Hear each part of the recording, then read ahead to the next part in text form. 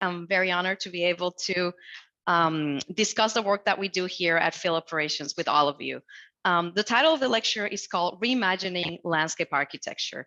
And the reason for that is that when we think as landscape architects, and I know many of you students as well, when we think about the classical sense of landscape architecture, one of the things, one of the big images that comes to mind are big parks like Central Park, areas where you do have a very, very wide amount of space where you can really create beautiful landscapes that bring nature into the city, that allow people to escape, that give them a place of respite, and that allow us to connect with each other as part of this public space.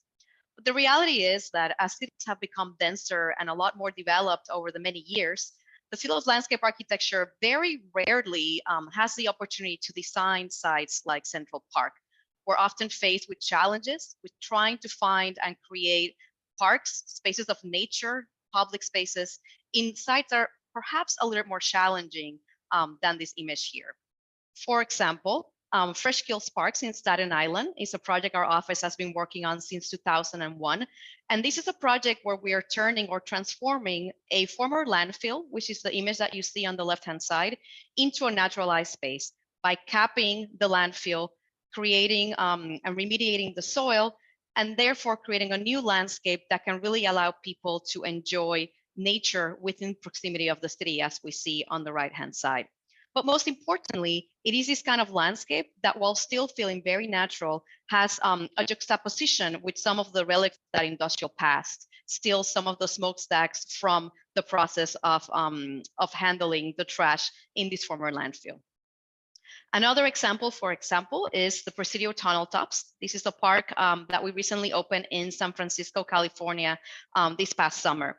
And if you see the image, the before image on the left-hand side, you'll notice this project used to have a parkland all the way on the left of the image, cut through a highway and then the bay. So what this park did is we basically decked over that highway. You see it, how it's disappeared on the after photo, creating a new landscape over this structure to be able to connect the former park all the way down to the bay. And in doing so, create this new relationship between the historic parkland of the Presidio back to the Bay of San Francisco. Here you see a photo of the park as it recently opened in the summer, but really back here, if you notice closely, you see that highway and that capping of the park as it slowly cascades onto the bay. And perhaps another great example, Domino Park in Brooklyn. This is a park that transformed the existing Domino sugar factory, as we see here on the before photo, into a community park. But a key point of the design approach for this project was not to turn its back to the industrial past of the site, rather celebrate it by using a lot of the relics of that original factory. For example, this structure here, which used to be the way in which they would move the sugar through the factory, use it as a way to, as an iconic piece of the park, but also as a structure for a new catwalk that allows visitors to have unique views of the East River as they inhabit the park.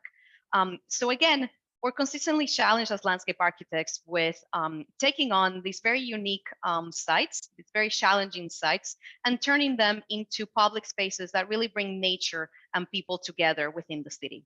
And perhaps one of the most known examples of this kind of approach, this kind of reimagining of landscape architecture, is the High Line Park in New York, a project that I'm sure you're all very familiar with. I've been working on this project for the past 12 years and overseen the construction and design for many of its phases. But as we see on this image, the High Line has a very lengthy and strong history that it is what informed the design of the park and the park that you see today, which I'm going to walk you through in a lot more detail. So here we have an image of the High Line. Again, for those that may not be familiar with it, here is the linear park. The High Line was built on an abandoned elevated rail track, which you see here on this image. You see the railings of that rail track. And it sits about 30 feet above the street and it's about 30 feet in width. This is a map of the High Line. So we see here in green, this is the entirety of the park that's been built to date. It's a total of 7 acres. It covers 1.5 miles long and 23 city blocks. And it's located mostly on the west side of New York City. So here on the background, we see the Hudson River. And you'll notice how the structure in some cases is a lot closer to the river, and it slowly snakes in further into the city, and then east-west as it heads towards its northern terminus. But what's important about this project to understand is what was its history, and how did that history really lead to the unique design that you see today, and how that inspired it. Originally, before the 1930s, this portion of New York City was the portion that used to receive all of the goods that would be delivered to the city, and then from here distributed on to the various neighborhoods. And as you can see from this image, 10th Avenue, which is where the majority of the avenue, the High Line lines, used to be very conflicted with traffic, with all of these deliveries of different foods, different drinks and goods to the city, mostly carried by either carriages, horse-drawn carriages, or cars. And it created a lot of conflicts. In fact, 10th Avenue was considered a death avenue because of all of these conflicts. So in the 1930s, the city decided to install some at-grade train tracks so that all of the delivery of goods could be combined into a train, and the train would be guided through with by a man on a horse. They were called the West Side Cowboys. And the idea was that the man on the horse would basically clear out the space in front of the train, allowing the train to freely pass through the streets and not have any conflicts with pedestrians and vehicles. However, unfortunately, the amount of train traffic was quite unexpected, and this system did not work. There were still a lot of conflicts, and it created a lot of safety concerns. So therefore, the city decided to, in the 1930s, to lift those trains up from the street by building the High Line. By doing so, allowing the streets to be dedicated to pedestrians and regular traffic, while trains that had deliveries to the city were held up high on the structure itself. So we see on the left-hand side image the construction of that structure, and then on the right, trains working or transversing through the space. The structure was active from 1930 all the way to 1980. And at that point, it became abandoned because by 1980, the way goods were delivered to the city had changed. They were no longer localized on this part of Manhattan. They were distributed along different areas. And they were also distributed a lot by vehicles, by trucks. At this time, there were a number of different highways and access points that had been built to the city. And that idea of concentrating all deliveries through the High Line was no longer necessary. So the structure became abandoned in 1980. In fact, the last train that transversed the structure was a train right before Thanksgiving, American Thanksgiving, delivering frozen turkeys to the city. And after that, trains stopped working and the structure became abandoned. But if you recall back to the map that I showed you, the High Line is located very, very close to the Hudson River. And what that meant is that breezes that were coming in through the river started depositing a lot of soil and seeds on the structure that was no longer being used. And out of that emerged a unique landscape, what we would call an opportunistic landscape of just species that developed and established themselves within the ballast and the tracks of the structure, as you see on this image. Because the High Line is elevated 30 feet from the earth, from the ground, not a lot of people that were walking along the streetscape are able to see it. But neighbors that actually lived alongside of it could see it from their apartments. And they immediately acknowledged and found the potential of this beautiful, uninterrupted garden in the sky. Some of these neighbors are these two gentlemen that you see on this image, Joshua David and Robert Hammond, who are the founders of Friends of the High Line. And what they did is they advocated to the city to preserve the structure, which at that point was considered to be an obstacle for development, to preserve it and to turn it into a park. So we see here some of the images that inspired that original proposal or idea to preserve the High Line, this uninterrupted linear garden snaking through unique places on the city. In this image, we see a collection of different plants, a collection of different trees. In other cases, those plants were much lower and the city skyline was very exposed to the view, again, creating a very inspirational, almost dramatic moment along the High Line. And it was at those views, that mix of textures of plants that had deposited themselves within the rail tracks that really inspired the design for the space. And again, that notion that as you move through the structure, these were some of the photos we took when we first found the space abandoned and were starting to develop design, how the structure just offered these very unique views of the city. The top image looking to the west, to the Hudson River, and on the bottom image looking to the east, all the way through Manhattan. Some of these really take you all the way through the end of the island of Manhattan. So with that in mind, we started developing a design that truly and uniquely responded to these unique conditions of the project. Think about it, back in 2004, this was likely one of the first projects of landscape architecture that was dealing with adaptive reuse. And we had to come up with a new design vocabulary that responded to this structure and did not try to implement a different style on something that didn't really call for it. So generally, we developed a philosophy for the design, something that would be our guiding principle as we develop the project in multiple phases, given its scale. The first was to keep it simple. We were very inspired by that found condition, and we wanted to keep the design simple so that found condition could permeate through the experience of its users. We wanted to keep it wild. This notion of this naturalistic landscape was quite new at that point, and we wanted to recreate it with the horticultural design of the project. We wanted to keep it quiet. There was something very nice about the found structure where you almost left the city in a way, and we're in a whole different environment. And we wanted to keep that, that spirit going through design. And we also wanted to keep it slow. At the time where the High Line was being designed, so was Hudson River Park, right a few blocks away. And the design of Hudson River Park was intended to be a very active one with bicycle lanes, running tracks, sports fields. We wanted this to be the opposite. A quiet, slow place for strolling through a unique landscape within the city. So with that process, we developed what we call agritecture, which is basically a system of precast concrete pieces, which you see here on the section. These are 6 inches in depth, and they are 12 foot long. And the idea is that these precast pieces, by having different shapes, would allow us to organize the project almost like a puzzle piece, having areas that were 100% dedicated to planting, therefore soft, a series of transitional pieces that would allow us to create a very dynamic relationship between planting and paving, and later on densifying those pieces to create areas that perhaps became harder, paths and areas that would articulate the active spaces of the park. So here you see a section on how all those pieces come together. And this is really interesting to understand in the context of the images I will show you of the park, because there's a lot that occurs underneath this paving that a lot of people don't know. So looking at this image, we see at the bottom, this is the steel structure of the original elevated train track. And then if you follow my cursor over here, this is what we call the concrete bathtub. But this is also original and what used to hold all of the ballast and the train tracks for the project.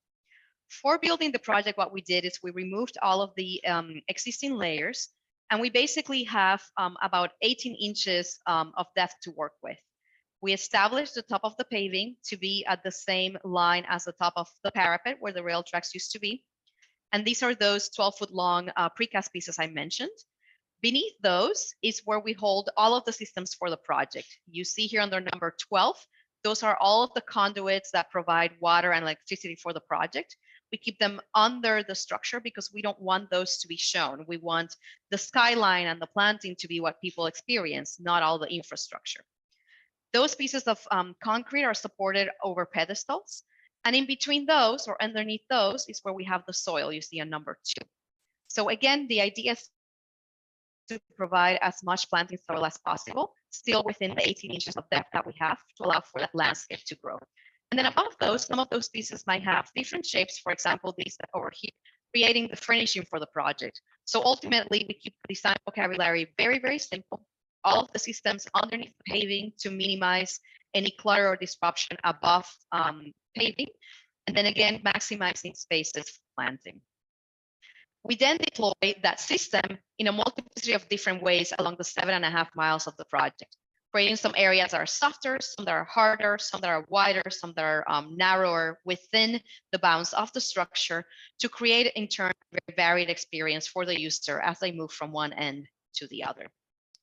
Because the ultimate goal of all of this system was, again, to keep the structure wild, to keep that unique feeling that we found when the structure was abandoned, but allowing it to be safe and habitable for the public.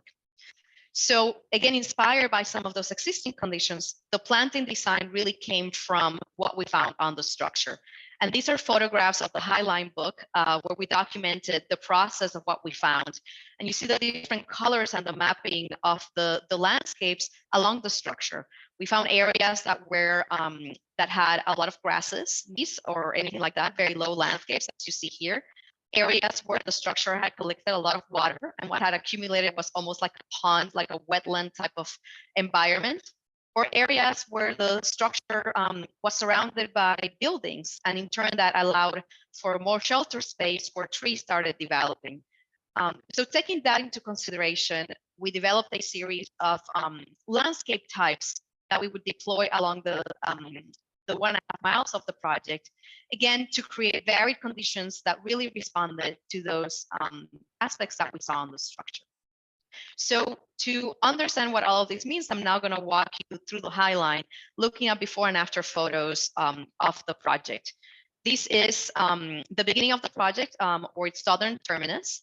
The Highline did used to extend further south beyond where we find it today, but before we were able to save the structure, that area was cut. So you see here basically that makeup of the structure that I just walked you through, the steel beams supporting what is a concrete structure, above which the rail tracks and ballasts were installed, and above which you see in this abandoned picture, some of that landscape started to develop itself. And what it looks like today, we cleaned up all of the structure. All of the structure is repainted. We removed a lot of the metals and a lot of the contaminants from the bed and from the ballast, and installed a brand new landscape. In this condition, though, we kept that cut. We wanted to really express it to understand that the Highline did still continue south. So we installed a glass guardrail that really exposes the soil depth as well, while keeping the existing historic guardrail on the sides of the Highline. Access to the Highline is through a number of different stairs and elevators, and we call these slope stairs. As you see on this image, there's a stair thread that falls outside of this image on the left-hand side, a platform that allows you to walk underneath the structure, and another set of stairs that takes you up. Because the idea with all these access points is that the user is slowly able to transcend from the street level onto the Highline, understand the structure of the Highline from beneath, and through that process of slow transition, go from what is a very busy street to a much more calm, naturalistic space above the street level. So we see that same stair as we're emerging up on the Highline. These areas have been cut onto the structure. So as you move through the stair, you see the different structural elements that form the elevated bridge, and eventually emerge into the elevated structure. This is that same terminus. So that stair that we were looking at is down here, and the southern terminus of the Highline. And we see here how the majority of the project is composed by having a number of pedestrian paths that meander through planting beds, punctuated by a number of different sitting elements that allow people to sit facing out or facing inboard. But overall, the idea being is that as you're moving through the projects, these different paths surround you by planting, and planting is also carefully calibrated to give you key points along the city. So it's not a departure from city life, but just an opportunity to perceive city life from a different perspective. We also incorporated the rail tracks that originally were located on the Highline. These were originally removed to be able to be cleaned, removed of any contaminants, and then they were located back in their exact position. In this image, they articulate the planting bed. So we have a number of different trees, in this case, new trees that emerge out of these rail tracks, echoing the original landscape that we found. But also, based on community feedback, as we further evolved the project to the north, we also created secondary paths that are in between the rail tracks, so that you're not only experiencing them as you move along the gardens, but also as a secondary path within the journey of the Highline itself. In addition to these key elements, we also made sure we had a number of unique spaces along the area, so that as you move through the Highline, you're not just strolling through a garden, but you may find opportunities for a moment of pause for perhaps a different experience through the gardens. This in particular is called the sun deck. And this is one of the areas where the structure snakes through and gets very, very close to the Hudson River that you see here on the background. So the idea here was to create a moment of pause by incorporating a water feature. This is a very thin sheet of water, with the thought that as you hear the sound of water, you actually make that sensorial connection back to the Hudson River. And again, you become familiar with that unique experience of the city and its context on the High Line. Here you'll notice as well, we incorporated some of those iconic benches on the water feature, but we also incorporated other types of seating, for example, these chases, so that as you come here, you can sit in a very different way and experience those views out to the river, creating unique social spaces, and perhaps spaces that we didn't quite expect would occur, spaces for sunbathing right in the middle of this very park. Other areas where we wanted to highlight the structure are, for example, this area right here, which we call the 10th Avenue Square. This is one of the areas where the structure becomes the widest. If you remember, I mentioned the structure is generally 30 feet in width. But as you see here by its name, it becomes a square in this particular area as it runs over the 10th Avenue area. So what we wanted to do here was to highlight that unique moment on the structure by basically changing the paving. You see here that concrete paving, changing it and demarcating the square with a wooden deck. So as you're transversing to the space, and you suddenly step on the wooden deck, you really notice you're in a very unique space. And that is because this is one of two moments where the structure goes over an avenue. So we also wanted to highlight that by basically cutting into the structure and creating an amphitheater-like space that allowed you to have that unique connection, that different level in regards to 10th Avenue, as opposed to the rest of the High Line, which we see here on the left-hand side image. Here we see that what that space looked like when the structure was abandoned, and how we cut a window into it so that we're not only able to create that amphitheater, but so that this space creates a new framing of the city and the park life. Park life can take a new view as you see it against the city, but also a space that can serve for performances, where performances do take the city as their own unique backdrop. Moving further to the north of this space, we just talked about two areas of what we call high intensity, a different kind of design and a different kind of experience. We then later combined those with areas that are more for simple strolling, just areas for sitting, a single path. But here where the gardens are very punctuated, this is what we call the wildflower meadow. And you'll see on these images how the planting has been very carefully curated so that it is interesting throughout the entire year. On the top left, we have that same space in the spring, later in the summer, in the fall, and even in the winter, where the combination of textures, the sequence of blooms really enhance the experience of the space. Here, the planting is mostly a meadow, again, to just highlight the city and the sky. But in other cases, planting becomes more of a forest to create moments of compression where you really feel you're fully embedded in this natural space. And other moments where the paving becomes much wider, much more open. And again, you have that relationship with the city and the new buildings that surround the High Line. Moving further along the north, this is another example of some of those existing conditions that inspired the design. And in this case, we did have these buildings that were existing from a very, very long time ago. One of the things we noticed is that this was one of the areas when the structure was abandoned that had the most trees. So the design of this space was inspired by that landscape. Here we basically elevated the path by creating a catwalk above the structure itself, so that 100% of the structure was actually dedicated to planting, allowing us to have a much larger specimens to recreate that kind of forest feel that we originally found.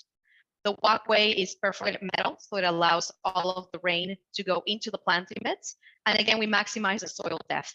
But here, by having this walkway be elevated above the High Line, you're also able to immerse yourself within this forest and walk in the canopy of the trees. And within the space, we carved out areas so you could have lookout points, whether it is out to the planting beds or in this case, this area looking over the street. So again, that relationship between the city and the park come hand in hand. On the right-hand side image, you see how from the street level, you see the life of the park. And on the left, how from the park, you can experience the city in a unique way. And then as we move further north, we develop other design vocabularies. This is the third phase of the High Line, which opened in 2019, where we really wanted to bump up, let's say, that experience of nature. In this case, what we did is we built a building underneath the structure.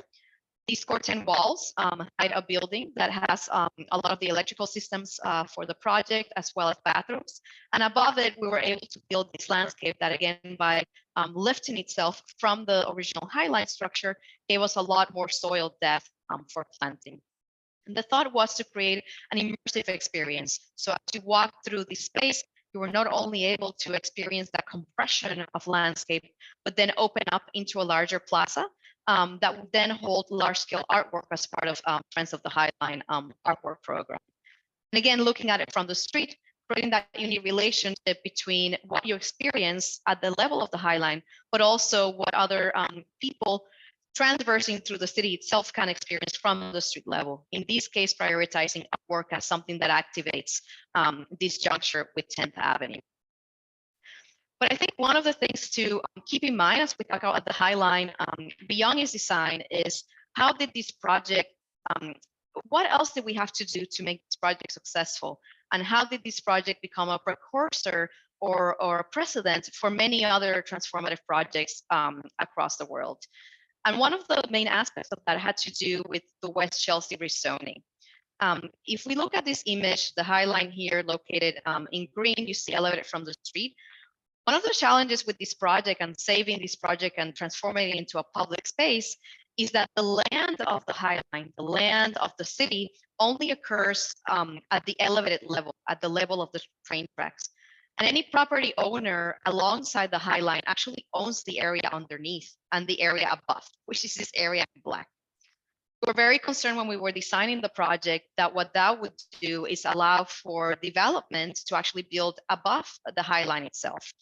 So one of the things we did is we worked very closely with the Department of City Planning to create the West Chelsea rezoning and the High Line transfer corridor that basically created what we call an envelope or a sweater around the High Line and allowed those properties to increase their density on either side so that we could preserve the corridor of the High Line free of properties. And if you recall from all the images I just showed you, open to the sky, so we could preserve that garden in the sky. What that led to is that by allowing a higher density along the High Line, again, to be able to preserve the High Line as a public space, it encouraged a large amount of development alongside. And this is an image I really like that the New York Times published many, many years ago, documenting the level of development that this project encouraged, and also the different buildings, the different architecturally significant buildings started developing around the area. Again, all encouraged by the idea of creating a public space in an area where many perceived as being divisive, a nuance, a piece of infrastructure that wasn't very welcome. It in turn created a large benefit to the city and encouraged development. In the end, and these metrics are from several years ago, they haven't been updated. What High Line did is it created about $2 billion in economic development and investment in the city of New York. It has encouraged 29 major development projects, produced more than 12,000 jobs, large number of new residential units and hotel rooms and office space, activating this area and converting this piece of infrastructure into a unique public space. But perhaps most importantly about all of that is that the High Line in turn inspired so many other projects across the world and so many cities to transform areas that they felt as divisive, as remnants, into public spaces that in turn allow for new development and new life into the city. And one of those projects is the Underline in Miami, another one of the projects that we've been working on and one I've been leading from its beginning. The Underline was a project that we began in 2016, so framework plan. In 2021, its first phase opened to the public, which is what you see here in the neighborhood of Brickell in Miami. And we're currently working on the rest of the project on its design. But to walk you a little bit through the Underline, which is slightly different from the High Line, the Underline will be a 10-mile long linear park. The High Line, if we recall, is 1.5 miles long, so this is much larger in scale. And instead of being above the train tracks, this project is located underneath active METRORAIL tracks. This is the primary public transportation system for Miami. So you see how it is located underneath the active train tracks. And the corridor ranges between 70 feet and 120 feet. If we recall, the High Line was only 30 feet in width. So much wider in footprint as well. And for the most part, the corridor is usually lined by a highway and residential or commercial spaces on the opposite side. So very different context from the High Line. This is a map of the Underline.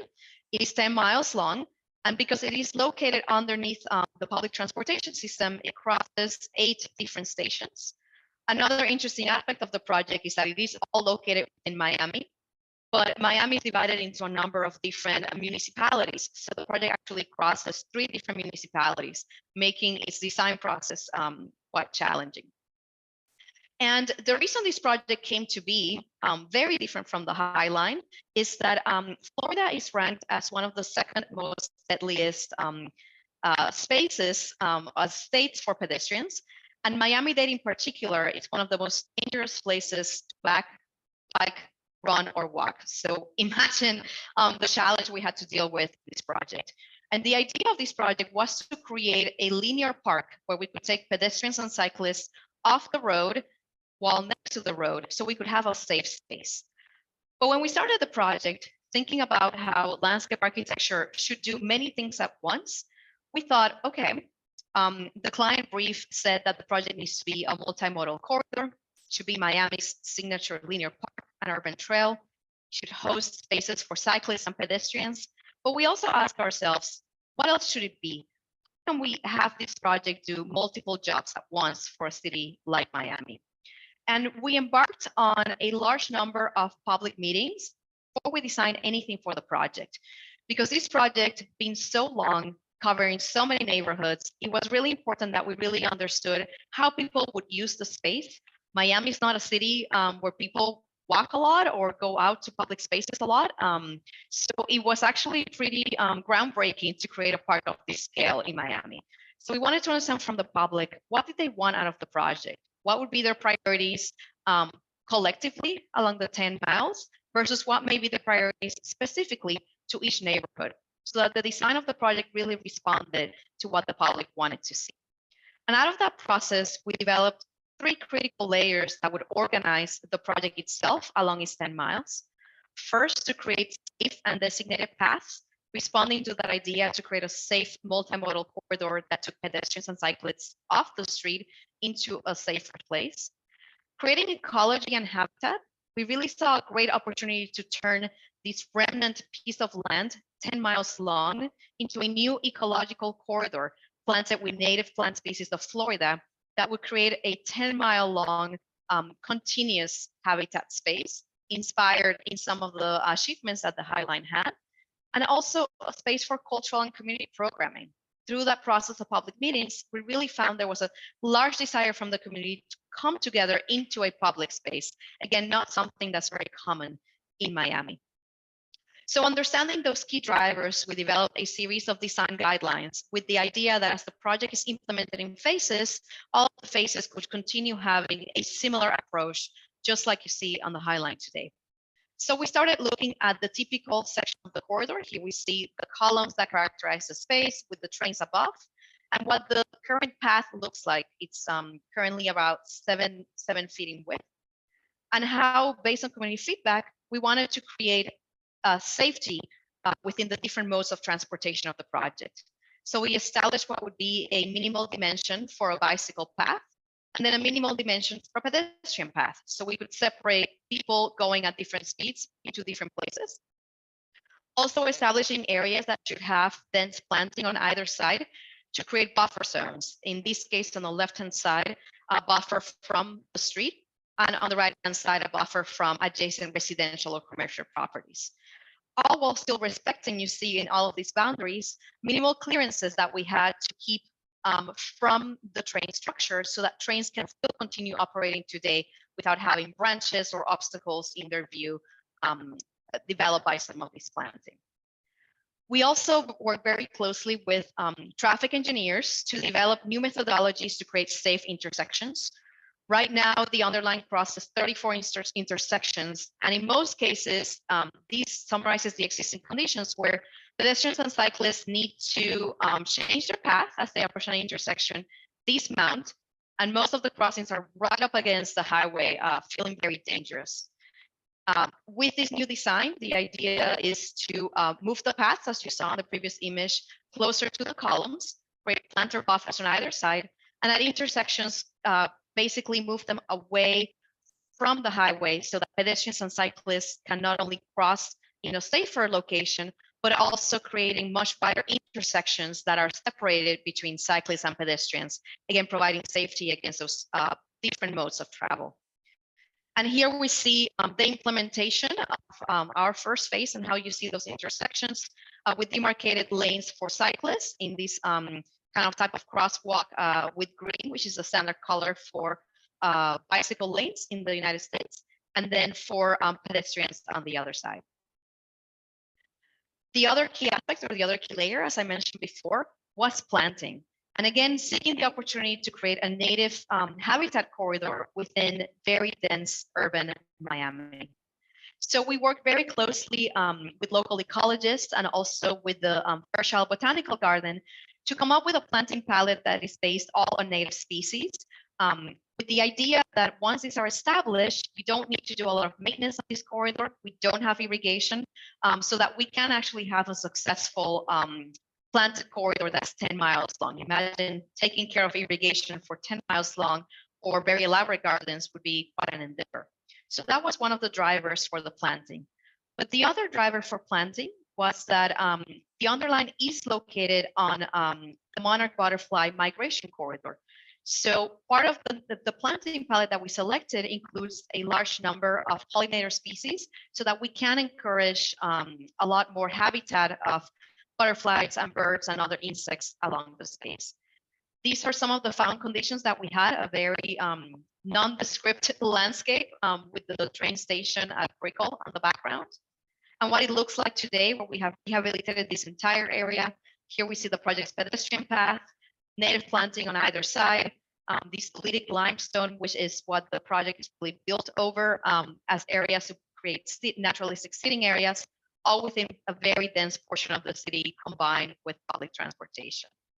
And some of those pollinator gardens, which are now not only extremely successful, as soon as we started installing plants, we saw a large amount of butterflies flock to the site, to the point where some people actually thought we had bought butterflies and released them, which we didn't.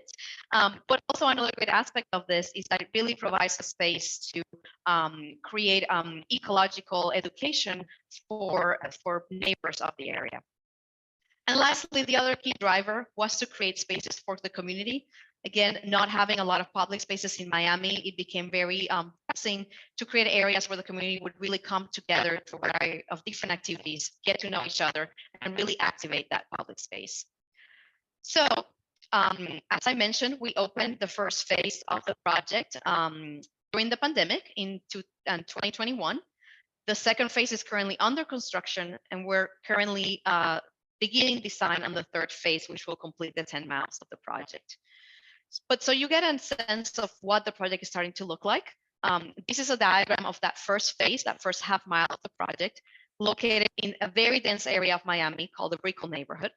And because it was so dense and the first phase of the project, we really wanted to offer a little bit of everything, kind of a testing ground for that, what the rest of the project could be like. And we organized the space as a series of rooms, each one articulated by some of the cross streets that line the project, starting all the way from the northern terminus of the project, what we call the river room, fronting the Miami River, followed by the gym, what we call the promenade, which is a very social space for community programming, and then the Oolite room, a more naturalized garden space. And along those areas, organize the two paths, the bicycle path in dark blue, keeping it as straight as continuous as possible within this area, and the pedestrian path in light blue, meandering back and forth along the city blocks to create better connections to the neighborhood. So I'm going to walk you through some before and after photos so you really see how the project has developed. This is the most northern terminus, the river room, and this is what it used to be, a very narrow sidewalk, a plain lawn that actually gets flooded quite a lot because it's not the proper landscape for this space, not really resilient against some of the storms that Miami has, and not very exciting. And what we turn it into, moving that lawn, populating the space with native plants that again are very resilient, very great for storm surge, but also pollinator species, and enlarging those areas to provide areas for cyclists and pedestrians, creating better connectivity within the city. Looking back, this was the end terminus of the space, again called the river room. The river's all the way back here, but you see how this space really did not interact with the river. It didn't have any sitting, the planting really obscured views out to the river, and how we just carefully reorganized the space to open views so that you do now have a connection to that area, incorporating naturalistic sitting, and again, creating a space that really interacted with that unique setting. Moving further south, this is the site of where the gym is located today. And you see how this was a missed opportunity, an infrastructural corridor in the center of the city, mostly categorized by a large amount of utility posts, areas underneath the corridor that some had lawns, some had a lot of just dirt, and trees that were very unhealthy. These trees that you see here actually were based on our assessments, could pose problems to the general public. Their branches fell consistently on the roadway, creating accidents. And how we transformed that space, we completely underground all of the utilities to open up the area and took advantage of this footprint to create a gym, an urban gym. This holds basketball courts and soccer courts that are really, really active throughout the entire day. Again, looking at that space from the opposite end, space was used as an illegal parking lot, which is one of the reasons why many of the trees were unhealthy. There were a number of cars parking on top of the root systems of the trees. Now we work with the community. We created parking spaces elsewhere so that we could really take over the space and transform it into an urban gym. Given the limited footprint in this very dense area, the gym actually has a half basketball court and 2 mini soccer goals. Everybody thought we were a little bit crazy by combining both elements into one space, but believe it or not, there's everyday simultaneous games happening at the same time.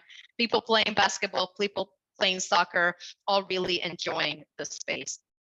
This is another existing image of what we found in the area. This is basically what you saw when you exited the metro station, just a bank of bicycle parking and nothing else, and how we completely transformed it by actually understanding that desire path of coming out of the station and opening up the area with a bicycle path on the right-hand side, a pedestrian path in the middle, but also ample seating that you'll notice is completely located underneath the shade of the structure, which is really, really important in Miami to ensure that sitting areas are under the shade of the structure, benefiting from that cooler temperature. The train station was also surrounded by a number of different bus and trolley stops. And again, these were the existing conditions, very narrow sidewalks, very little opportunity for sitting, which in some cases on rush hour are really difficult to walk through. And how we renovated that entire space by creating very large sidewalks, but also carving in seating areas of different types so that there was a relationship between park users and public transportation users.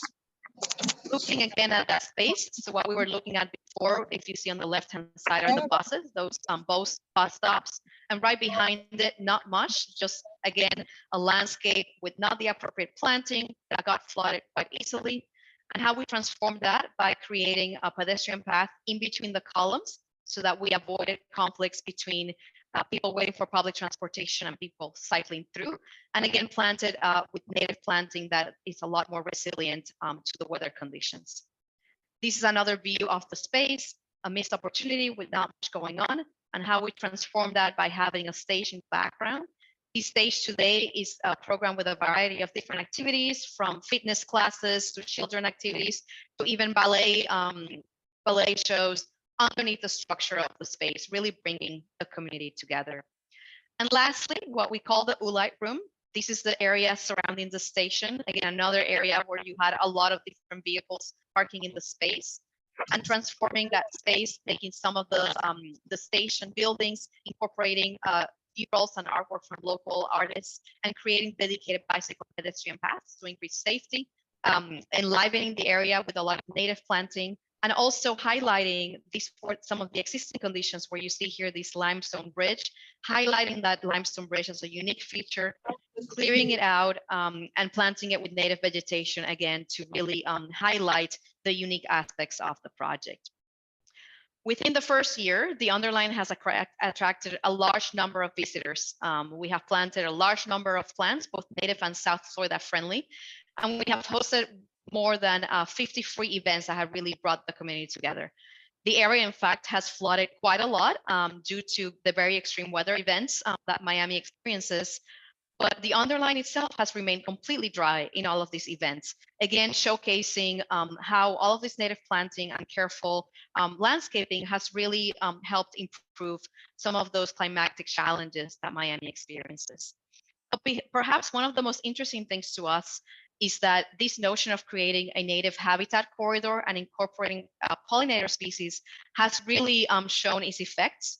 We have seen a large amount of butterflies flock the area. And in fact, we have seen a resurgence of some endangered species that were endemic to Florida, very difficult to find before we created this project, that have found their way into the Underline in one of the densest parts of Miami. So the third project I wanted to offer to you, again, in this spirit of seeing how landscape can really transform unlikely sites, in addition to the Highline and the Underline, is Weston Square in Dallas, Texas. This is a park of a much more smaller scale. We went through the Highline, which I would call mid-scale, the Underline, which I would call extra large scale, and perhaps Weston Square, which is extra small scale, yet equally transformative within its context. This is a project located in Dallas, Texas, that we opened to the public in 2021, and it was 100% built during the pandemic. We actually broke ground in February of 2020, did all of the construction through the pandemic, and opened right as people were starting to get vaccinated. So you can imagine how important it was for us to really create this public space at a time where spending time outdoors was so important. But this is the former site of Weston Square. It seeks to transform a asphalt parking lot in a historic district into a much greener neighborhood park, which is what you'll see on the next few images. The park itself is 3/4 of an acre, and it is geared towards technology, because even though this district is a historic district, which you notice on this image, a variety of low-scale buildings characterized by brick, it is also an innovation district. It has been rebranded as Dallas Innovation District, and there's a large number of innovation companies that have settled into this space. So the design brief basically asked us to create a green, lush park that was towards technology, celebrating that spirit of innovation of the area. This is the project site. So you see in yellow, this is where the former parking lot was. And you see how it's surrounded by a lot of asphalt, surrounded by a highway, and a large amount of parking spaces that were there. So it was really important for us, again, to create a green space that countered or create a contrast against the sea of asphalt, while also honoring that historic character of the space. It is an architectural distinctive district, and it was important that the design vocabulary of the park really echoed some of these unique architecture of the area. So when we embarked in the design of this project, we had to basically think of ways in which we could balance that notion of history, really celebrate it, while still incorporating innovation into the project, speaking about what the district is today, a district of innovation. So one of the things we were asked to do is to make a smart park, which for us was a really interesting question. When we think about smart technologies, we think about cell phones, we think about iPads, computers, but how is a public space smart? And through our research, we found this very interesting graphic that was a critical, I would say, turning point in how we approach the design of the park. This graphic, what it represents is basically the period of construction of the Freedom Tower that we see here on this building in this graph. And it will show you the process of design, how an architect was selected in 2003, and how the structure was built, and the first tenant did not move until 2015. At the same time, in blue, it shows you how different aspects of technology were developed through that same timeline. how Facebook was founded in 2004, how the first iPhone was released in 2008.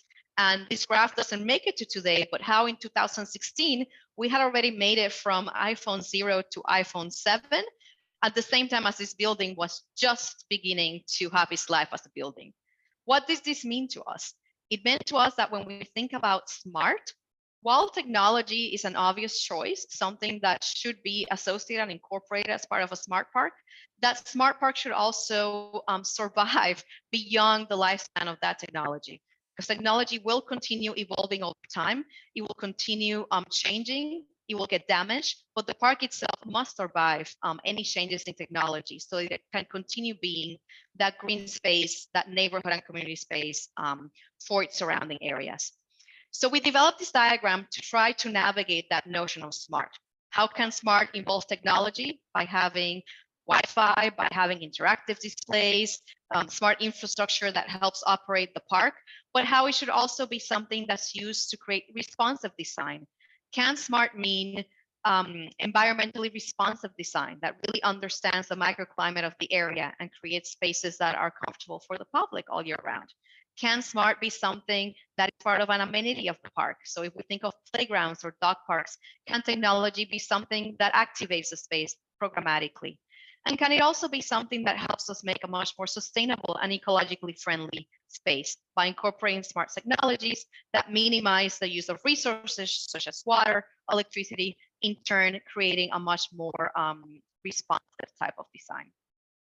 So with those thoughts in mind, again, that dual program we were given of creating a green space and a technology forward and smart space, we organized the very limited footprint of the park into two key elements.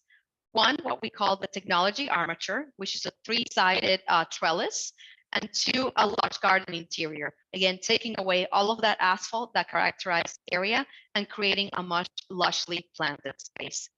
And this is the diagram that basically gave birth to the project, creating what we call the frame, which is this three-sided trellis that frames three sides of the area, underneath which very different programs are located, ranging from the Innovation Arcade, which I'll present to you in a second, what that means, an outdoor workroom, again, using that notion of technology as an amenity for the public, a game room. We do have a very young population in this area, so something that would bring people outdoors, and the Porsche, taking echo from some of the southern relationship the project has in Texas, and then creating a very large garden interior that creates that contrast with very hard urban and flexible project edges to a much leisurely planted project interior.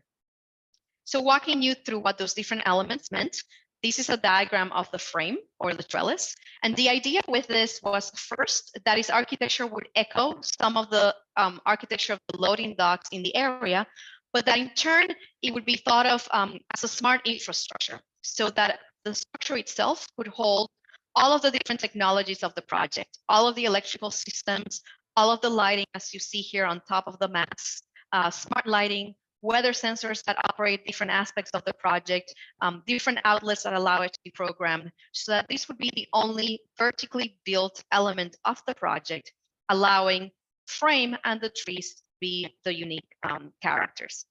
And you see here how all of those technologies were then incorporated into the open web of the beams. So this is a photo of some of the beams of the structure, which is this column that you see here, all holding all of the electrical conduits and junction boxes, and the different elements that we installed on the trellis, lighting that would illuminate the garden, lighting that would illuminate the trellis interior, and all of the different sensors and Wi-Fi outlets that operate the park.